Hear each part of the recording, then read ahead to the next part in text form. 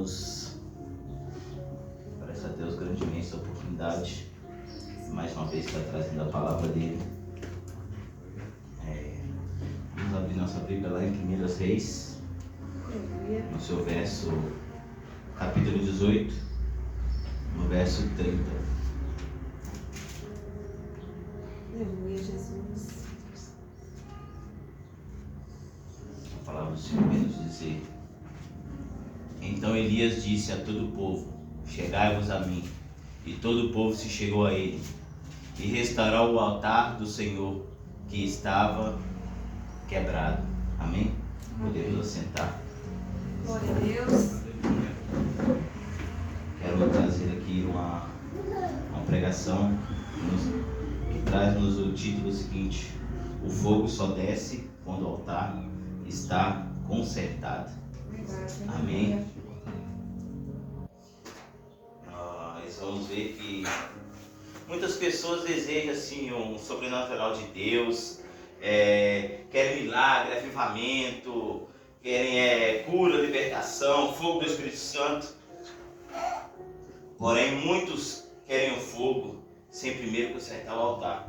E aqui nós vemos que a primeira coisa que Elias faz é consertar o altar. Antes de Elias parar a orar, ele vai e conserta o altar. Ele fez algo muito importante, que era, fala ali, o altar estava quebrado, então ele fez o que? Ele recuperou o altar. Deus nos ensina uma verdade espiritual. O fogo só desce onde existe um altar preparado. Então, se não tiver um altar consertado, não adianta estar orando, pedindo, porque não vai acontecer. Hoje esse altar não é mais de pedra igual antigamente, que antigamente era um altar levantado com pedras. Mas esse altar não é mais sobre pedras. É um altar que é o nosso coração. Antigamente, para esse altar ser levantado, o que o povo fazia? Sacrifício, adoração, um arrependimento para ter um encontro com Deus. Hoje, através de Cristo, o altar passou a ser a nossa vida. Deus não procura pedras, procura o coração. Quando o coração está quebrado pelo pecado, Deus não encontra um lugar para se manifestar a sua glória. Por isso Elias primeiro recuperou o altar. E nós vamos, para entender isso aqui tudo, eu quero voltar lá no início, lá em Gênesis, onde o primeiro altar foi quebrado. Nós vemos que Deus criou Adão e Eva. Em perfeita comunhão com eles. Eles estavam em perfeita. Deus descia para conversar com eles. Estava em perfeita comunhão com eles. E o relacionamento do homem e Deus era um relacionamento perfeito. E nós vemos que ali o coração do homem ali já era um altar para Deus. Verdade. Mas aí Satanás vem e através da serpente ele usa, e ali entra o primeiro pecado. Lá em Romanos vai nos afirmar que através do homem entrou o pecado no mundo. E quando Adão pecou, o que aconteceu? Perdeu a comunhão, ele perdeu a presença, perdeu a intimidade, ele perdeu a autoridade. Então nós vamos ver que o altar do coração foi destruído. E desde aquele dia toda a humanidade nasce com necessidade de restauração, de sermos restaurados todos os dias. O pecado sempre destrói o altar. Sempre destrói o altar. E nós vamos ver que depois disso o povo vem sempre falhando, Deus tentando erguer o povo. Aí nós vamos ver que chega Moisés. Para mim foi uma geração a geração de Israel foi a que mais viu o poder de Deus, mais viu. Eles teve as 10 pragas, teve o mar vermelho se abrindo, teve a nuvem que andava sobre eles durante o dia para cobrir eles do sol, aí vem a coluna de fogo à noite para cobrir do frio, e água saindo da rocha. Foi um povo que mais viu. As roupas que eles caminharam durante anos não se envelheciam no corpo. O povo que mais via a presença de Deus, mas mesmo assim eles murmuravam. mesmo assim murmuravam. Fizeram bezerro de ouro, reclamavam de Moisés, e Deus estava ali presente com eles. Eu creio para mim assim, foi um lugar que mais Deus mostrou a glória dele. O povo ainda mesmo assim reclamava e sempre querendo desejar voltar para trás. O pecado só nos faz afastar de Deus, desejando voltar para trás. Eles sempre queriam. Isso mostra para nós que o milagre não substitui a presença de Deus. Se a presença de Deus não estiver na nossa vida, o milagre não vai resolver nada. Que eles viam tantos milagres, mas esse milagre não substitui a presença de Deus. Quem não cuida do altar pode estar cercado de milagres e ainda assim se afastar de Deus. É verdade. Era o que acontecia com aquele povo. Eles estavam sempre vendo ali o sobrenatural de Deus acontecendo ali todo instante. Deus cuidando, o maná caindo do céu, eles sendo alimentados todos os dias, uma coluna de nuvem cobrindo eles do sol durante o dia. Chegava à noite, vinha uma coluna de fogo para cobrir eles do frio no deserto. Então Deus estava ali sempre cuidando deles, mas mesmo assim eles reclamavam, murmuravam, reclamavam, e o pecado sempre afastando o povo de Deus. Nós vamos ver logo em seguida nos tempos dos juízes, que teve vários juízes, e também continuava o mesmo ciclo. Pecava, Deus determinava a opressão, o povo clamava, Deus levantava um juiz, havia libertação, depois voltava ao pecado de novo.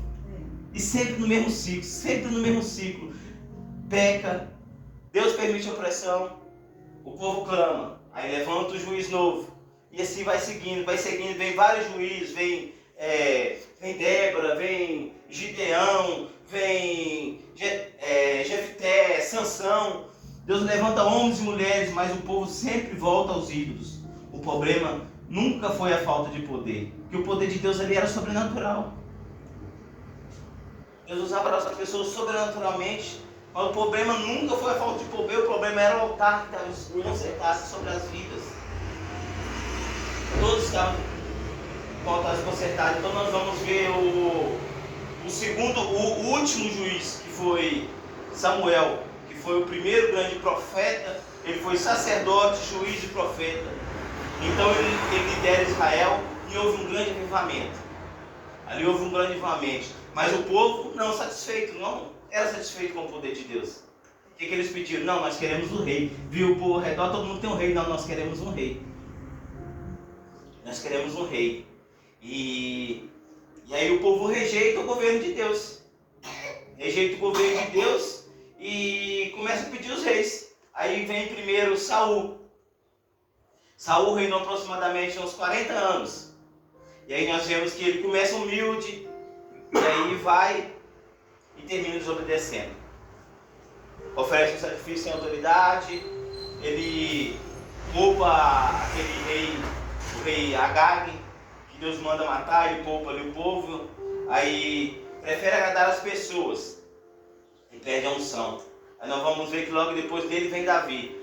Davi foi um homem que reinou também durante 40 anos e foi chamado um homem segundo o coração de Deus. Ele errou gravemente, cometeu adultério, matou Urias, mas nós vamos ver que quando ele é confrontado, ele arrepende-se. E por isso que ele é chamado homem segundo o coração de Deus, porque ele se arrependeu. Ele sempre procurava ter Deus na vida dele. Então nós vamos ver que logo depois dele vem um filho, que é Salomão. Salomão reinou também aproximadamente 40 anos.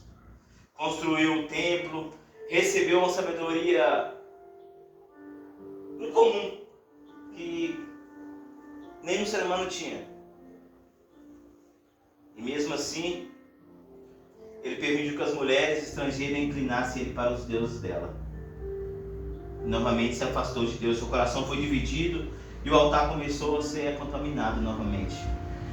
E nós vamos ver que depois disso, houve a divisão dos reinos, que foi o reino de Israel, que era a capital da Síria, que foi o primeiro rei, que foi Jeroboão. Aí foi o reino sul, que era Jerusalém, e foi reinado por Roboão. A divisão acabou por causa da desobediência. Deus tinha avisado lá com Salomão: o reino vai ser dividido pela sua desobediência. E aí o reino é dividido. Quando o coração é dividido, o reino também se divide. Aí nós vamos ver que depois disso, no reino de Judá, Roboão reina ali aproximadamente 17 anos. Ele abandona parte da lei e permite práticas erradas. Aí depois dele vem Abias, reinou 3 anos, andou nos pecados do seu pai. Depois vem o rei Asa, reinou 41 anos. Foi um dos melhores reis, buscou o Senhor durante uma boa parte do reinado. Logo em seguida vem Josafá.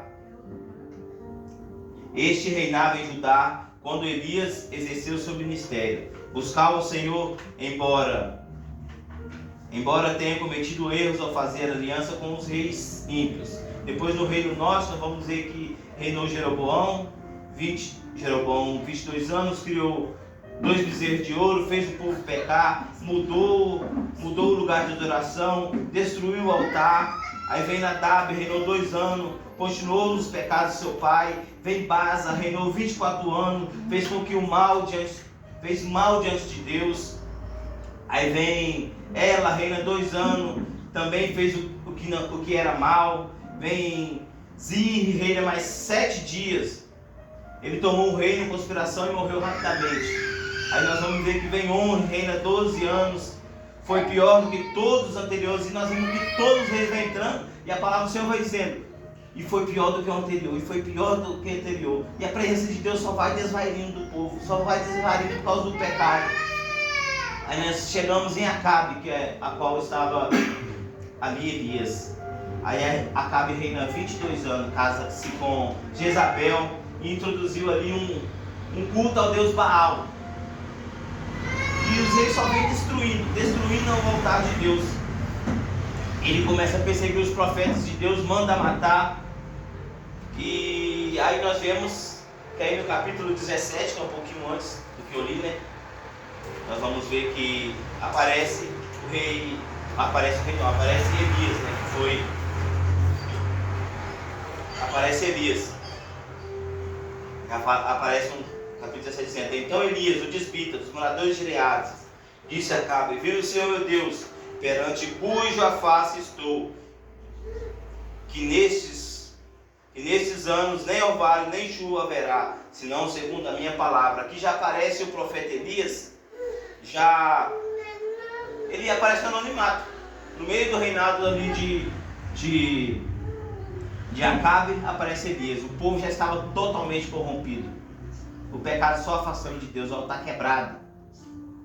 Então nós vemos que aparece Elias. O que é Elias? O nome de Elias significa: o Senhor é meu Deus. Aí aparece ali Elias, o desbita. Ele enfrenta os profetas de Baal, enfrenta a nação inteira. Mas lá em Tiago vai nos lembrar que Elias era um homem sujeito às mesmas paixões que todos nós. Muitas das vezes, eu quando era mais novo, eu via assim, os profetas, não, eles eram homens especiais, eles tinham... Não, mas eles eram homens assim como todos nós. Eles eram homens, todos assim como todos nós. Elias sentiu cansaço, ele sentiu medo, ele pediu a morte. Então isso mostra que ele era um ser humano assim como nós. Ele viu: eu não aguento mais. Mesmo assim Deus usou ele poderosamente, porque ele se colocava na posição. E nós vamos ver que ali ele chega. Quando Elias chega no Monte Carmelo, o altar estava destruído. Ninguém utilizava mais aquele altar. O altar estava destruído. O povo havia abandonado a Deus. Eles estavam já procurando os deuses Baal, Azera, que era os deuses de Jezabel, que eles tinham introduzido sobre Israel. Então nós vamos ver que ali Elias, que o povo tinha abandonado a Deus. Então antes do fogo descer, Elias restaurou aquilo que havia sido quebrado. Hoje Deus continua fazendo a mesma pergunta: como está o seu coração? Há pedras em algum lugar? Há pecados escondidos? Há falta de perdão? Há orgulho? Há desobediência? O fogo não desce sobre o altar que está abandonado. Então essas coisas tudo da face de Deus. E nós vamos ver lá em Levítico Coloca para mim aí, varão. Levítico 6, do seu versículo 12 e 13.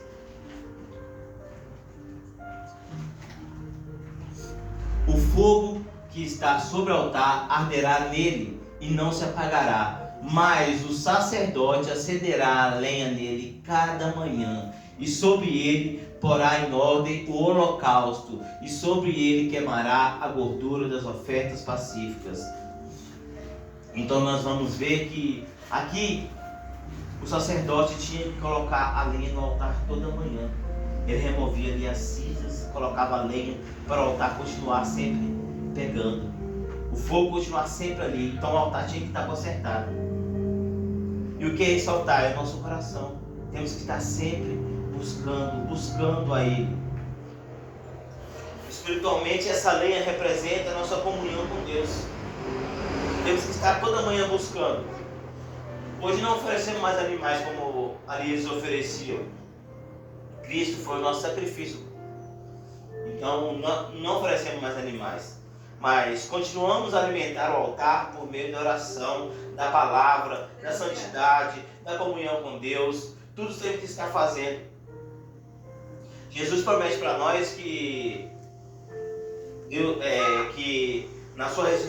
depois da sua ressurreição, Jesus nos promete lá em lá em Lucas 24, ele vem nos dizer que era para continuar em Jerusalém buscando. Ele fala para os discípulos: continue buscando até que o fogo venha descer do céu. E ali nós vemos que eles permanecem em oração. O segredo para o altar estar sempre consertado é estar em oração, buscando a palavra. E ali eles buscam e esperam. É uma busca constante. Ali é o que está falando em Levítico: colocar a lenha toda manhã. Colocar a lenha toda manhã. O que é colocar essa lenha toda manhã? Que a palavra do Senhor vai dizer: mas buscai primeiramente o reino de Deus e a sua justiça, e as demais coisas vos serão acrescentadas. Então, se nós temos que colocar lenha nesse altar, se o altar está desconcertado, Senhor, me ajude a colocar a lenha nesse altar todas as manhãs. Então o Espírito Santo vai ser derramado, assim como foi ali. Ali nós vemos que os discípulos continuaram ali buscando, insistentemente ali. E nós vamos ver que o fogo veio sobre eles, porque eles estavam buscando. Aí nós vamos ver como manter aceso esse altar hoje. A palavra do Senhor vem nos dizer lá em Mateus 28, 20, que diz assim: e eis que estou convosco todos os dias até a consumação dos séculos. Então o Senhor disse que estaria conosco. Ele disse que estaria conosco, então temos que buscar a Ele. Ele nunca abandona aquele que permanece nele. Assim como Josué diz, como ele disse para Josué lá em Josué 1, 7, 8, ele vem dizer: seja forte e corajoso, não desvie da palavra, medita nela dia e noite, obedeça ao Senhor. Você fazendo isso, as bênçãos correrão atrás de você. Não precisa eu e você ficar falando: Senhor, me abençoe nisso, Senhor, me abençoe naquilo. O que ele fala para Josué ali: medite na minha palavra, seja forte e corajoso, medita nela dia e noite, obedeça ao Senhor, que não vai precisar você ficar me pedindo: me abençoa. As bênçãos aonde você colocar, ele fala, onde você colocar a planta do seu pé será abençoado. Aleluia. Mas com tudo isso eu tenho que estar na palavra, tenho que estar buscando a Ele. Se eu não fizer isso, não acontecerá. Esse altar tem que estar restaurado sobre a minha vida e a sua vida. Temos que estar restaurando esse altar. Se há alguma coisa errada, que possamos procurar nos achegar diante de Deus para consertar. Todo nós temos altar no coração. A pergunta não é se Deus ainda envia fogo. Deus envia, a pergunta é: como está o meu altar? Como está o meu altar diante de Deus? Como está o meu altar? Antes do fogo, Elias vai ali e conserta o altar. Antes do Pentecoste, os discípulos permanecem buscando. Então o segredo é estar buscando, consertar o altar e estar sempre buscando a Deus.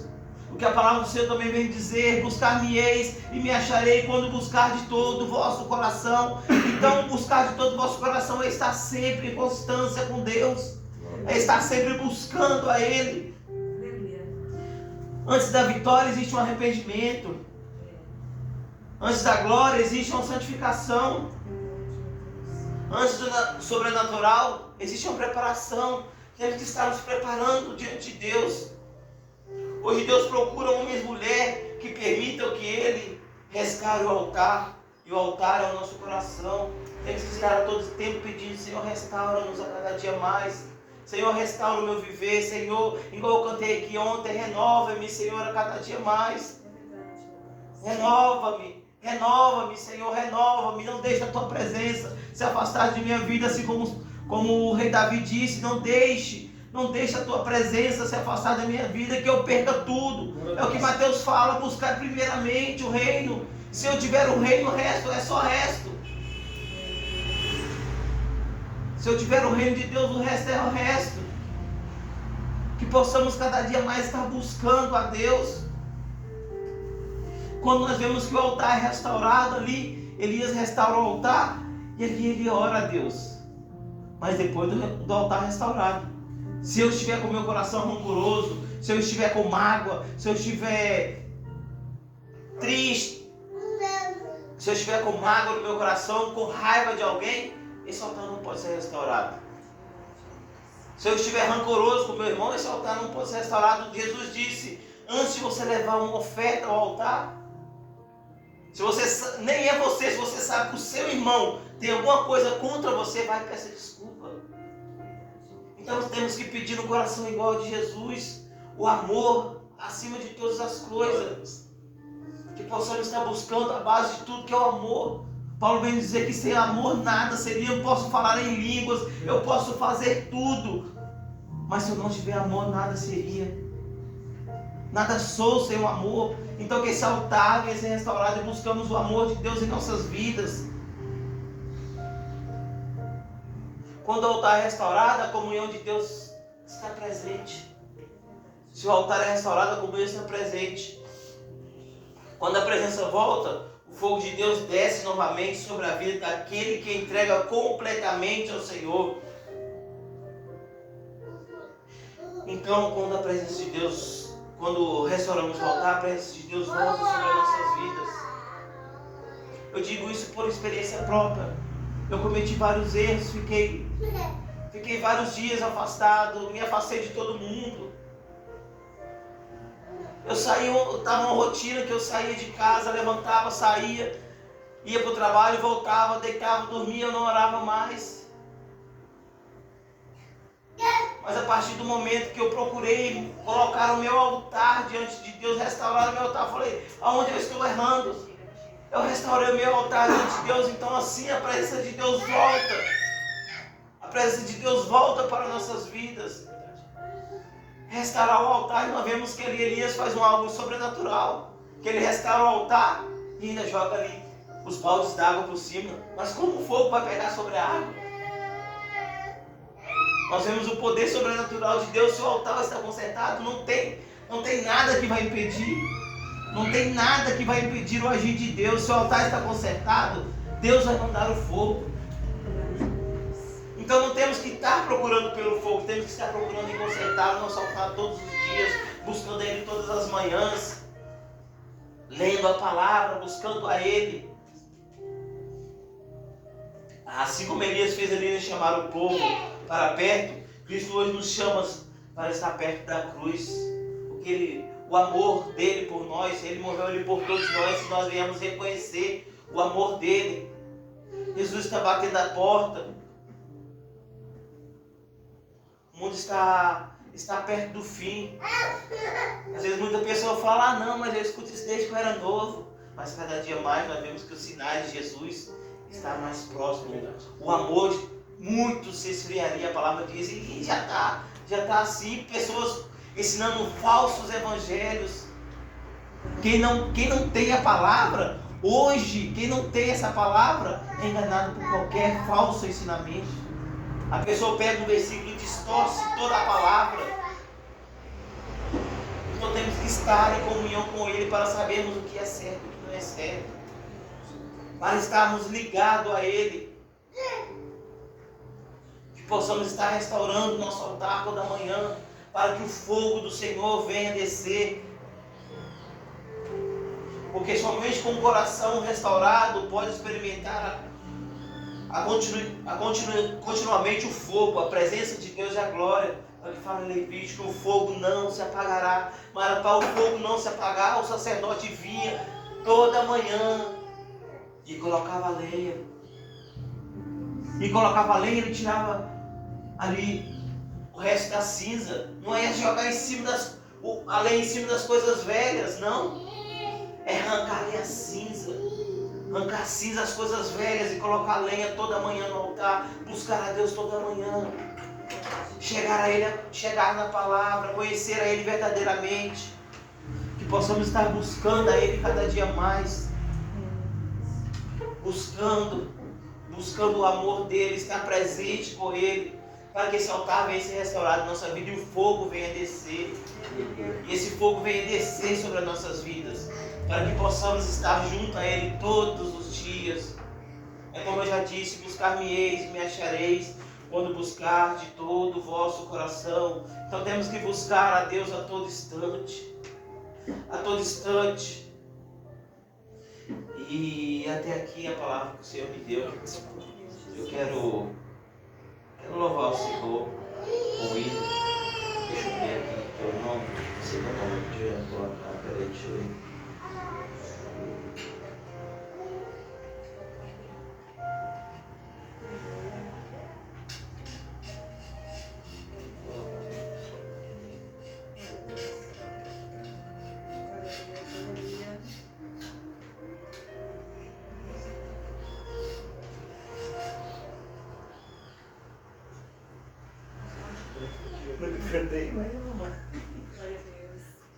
Aleluia. O Senhor me trouxe do seu sentido do coração, que eu escutava isso quando eu era mais novo.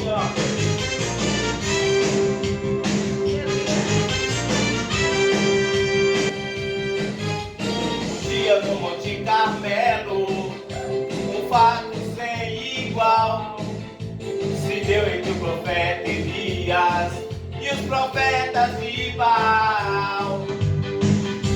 450 contra Elias, mas o verdadeiro Deus Elias conhecia.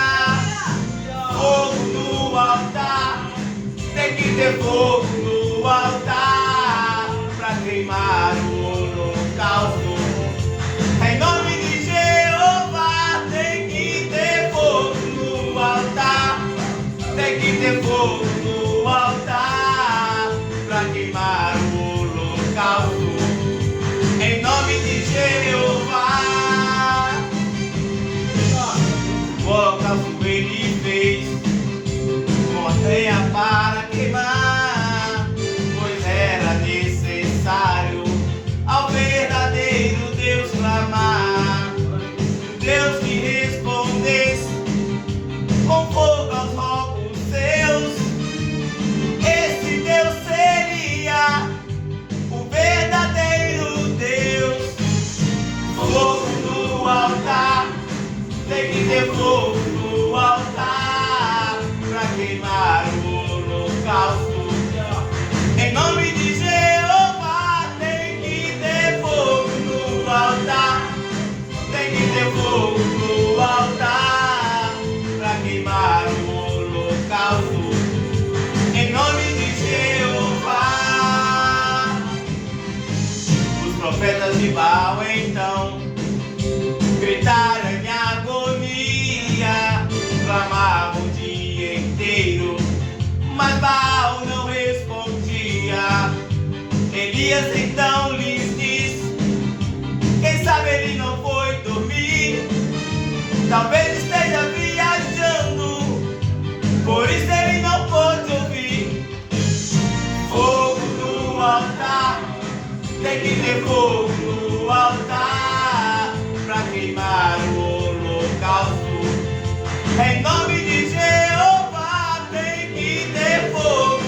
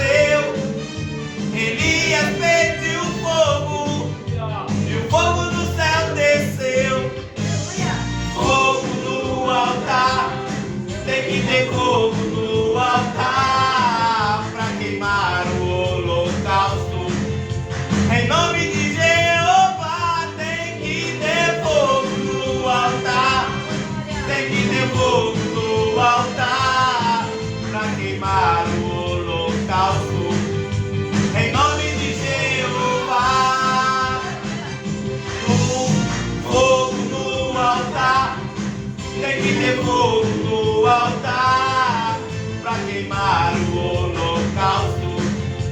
Em nome de Jeová tem que ter fogo no altar. Tem que ter fogo no altar pra queimar o holocausto. Em nome de Jeová, fogo no altar. Tem que ter fogo no altar pra queimar o holocausto. Em nome de Jeová tem que ter fogo no altar. Tem que ter fogo no altar pra queimar o holocausto. Em nome de Jeová. Amém? Então, para que o fogo venha descer, temos que estar com o altar em ordem. E possamos estar com o altar em ordem, buscando a Deus. Porque Josué fala, não desvia do livro, das palavras desse livro, nem para a direita, nem para a esquerda, mas busca primeiramente a Deus, que o fogo vai descer, amém? Senhor, esse é minha oportunidade em nome de Jesus. Glória a Deus, aleluia.